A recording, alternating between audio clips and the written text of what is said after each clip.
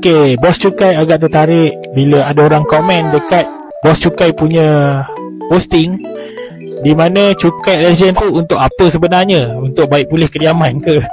Dan ramai lagi tahu yang komen macam tak tahu langsung pasal cukai ni. Okay, kau kena faham bila kau duduk kat Malaysia, kau kena patuh dengan undang-undang kat Malaysia. Sekiranya pendapatan kau melebihi RM35,000, kau wajib declare pendapatan. Tak semestinya kau declare tu kau kena cukai. Namun kebiasaannya apabila pendapatan kau dah mencecah puluhan ataupun 5 figure lah sebulan, confirm kena cukai. Kau nak lari macam mana pun tak boleh. Jadi ceritanya, apa yang jadi kalau kau tak declare cukai?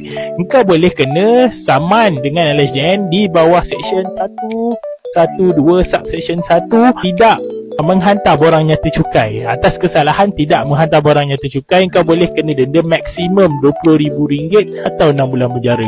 Orang lain semua masuk penjara, isap dadah, jual dadah, bunuh orang, tapi kau masuk penjara sebab tak bayar cukai. Tapi benda ni ada dalam akta. Kau boleh tengok Akta Cukai Pendapatan 1967. Dapat? Kalau dapat, cuba komen sikit.